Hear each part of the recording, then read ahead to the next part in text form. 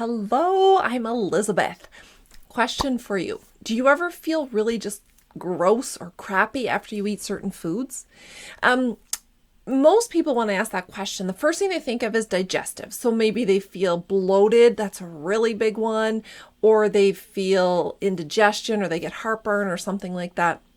But really, foods can affect us in so many different ways, digestively for sure. But I want to talk a little bit today about how foods affect us, specifically in the context of food sensitivities, because what we eat has a really big impact on how we feel, how we sleep, everything that we kind of physically experience. And so today I want to answer probably the most common questions I get about food sensitivities and how food impacts exactly how we feel. So before I dive into food sensitivities, I want to talk about a couple other things that aren't food sensitivities, but that can also make us feel not so good when we're eating food. So number one is lactose intolerance. If you have lactose intolerance, you're familiar with this, but the concept is that if you have lactose intolerance, you're missing the enzyme lactase, which helps to break down lactose, which is a sugar found in milk. So people with lactose intolerance can typically have a little bit of dairy. Usually it's very much dose dependent, usually. But when they eat too much, all of a sudden they get a lot of digestive problems because they can't break down that sugar. So I'm talking like bloating, diarrhea, gas, sometimes nausea, just really generally uncomfortable. Symptoms come on relatively quickly in lactose intolerance, but it's very specific to dairy products. And if you have lactose intolerance, you usually know. If this is something you've experienced that you haven't really connected yet, you can actually get tested for lactose intolerance, so make sure you talk to your doctor about that. So food allergies are also something that I want to differentiate with between food sensitivities. Food allergies, I'm sure we all know someone with a food allergy. So a peanut allergy might be a really common example, or a shellfish allergy. So if you know someone with this, if they eat peanuts or shellfish, they might get, it's sort of a continuum of reactions, but the most severe would be an anaphylaxis reaction. You do not need to have an anaphylaxis reaction to have a food allergy, but what happens in the body is that immunoglobulin E, or IgE, which is a process of the immune system, is secreted, causes a ton of inflammation really quickly. And so that inflammation typically looks like, especially in an anaphylaxis reaction, so swelling, so swollen lips, swollen throat, maybe skin, so you might get hives, itchy, redness, and it happens very, very quickly. And so this is why people who have food allergies carry EpiPens, because the reaction, especially if you have a low tolerance to the food, can be instantaneous. So what are food sensitivities? Food sensitivities are also mediated by an arm of the immune system. Instead of IgE, which is food allergy, or allergies in general, food sensitivities are mediated by immunoglobulin G, or IgG. So let me tell you a couple stories about food sensitivities. So I have food sensitivities. I've learned about this over the years through trial and error primarily.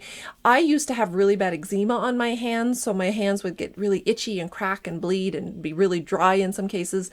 And I found a number of foods that were really aggravating them. So for me, wheat was a big one, dairy was a big one, but there was something else I couldn't quite figure out, and it turned out to be almonds. So almonds are an incredibly healthy food. They have a lot of nutritional properties. I recommend them a lot to a lot of people, but they're not great for me because I have a sensitivity to almonds. I had another woman I was working with when I first started practicing as a naturopathic doctor. So she came in with really debilitating nausea and occasional vomiting, and none of her doctors could figure out what was going on with her. And so we did a little bit of work and investigation into the food sensitivities that she may have had, and it turns out she was incredibly sensitive to potatoes. So when she would eat potatoes, she would get nauseous and potentially vomiting, depending on how much she had. And so when she took the potatoes out of her diet, she felt she felt so much better. So I have seen a lot of food sensitivities in a lot of people presenting in all sorts of different ways.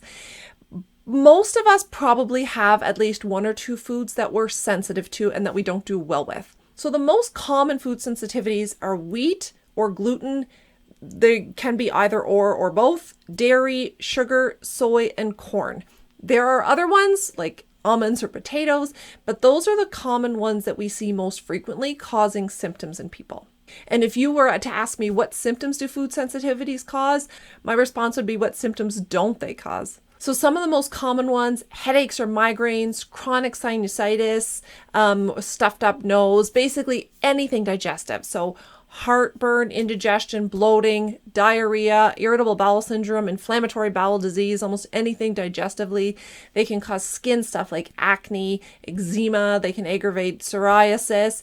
They can cause cankers, arthritis and joint pain. They can exacerbate asthma and allergies, just generally fatigue. They can cause mood changes. So they can make symptoms of depression, anxiety worse, and so much more. So those are the most common symptoms that we see in people with food sensitivities.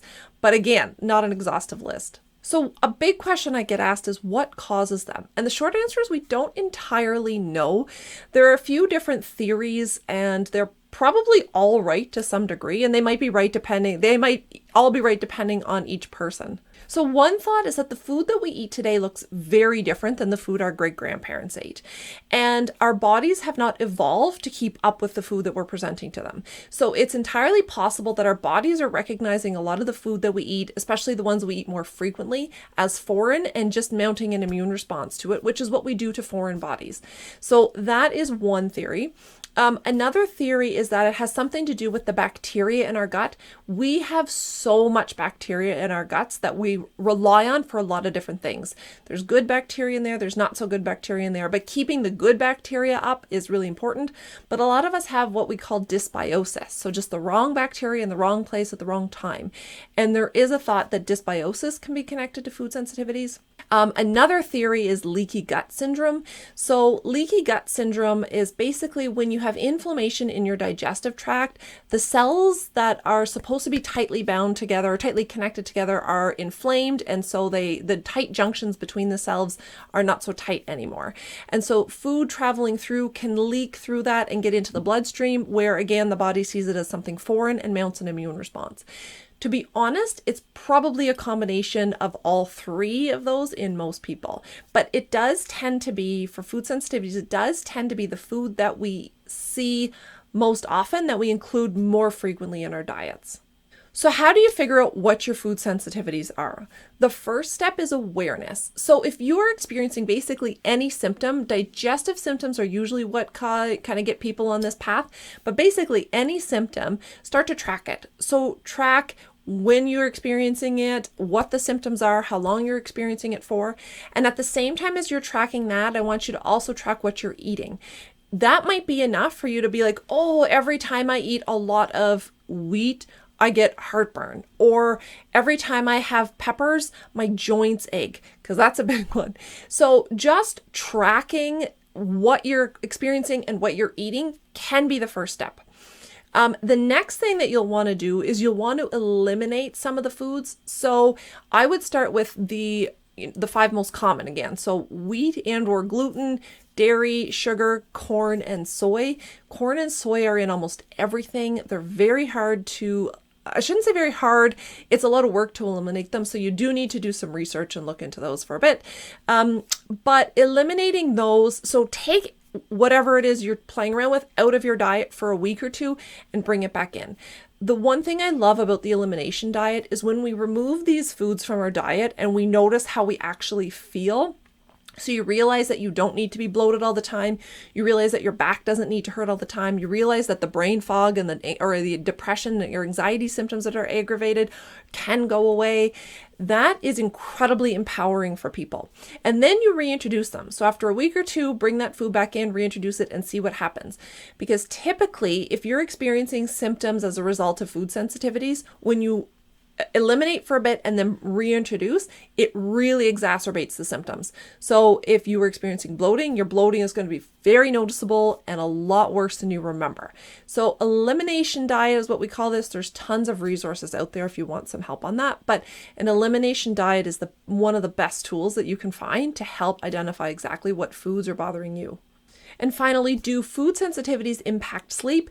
And the answer is absolutely. So this might be directly, right? So food sensitivities can cause heartburn. They can cause itchy skin. And so those things can physically keep people up at night. Food sensitivities can also cause depression, anxiety symptoms, which can exacerbate sleep issues.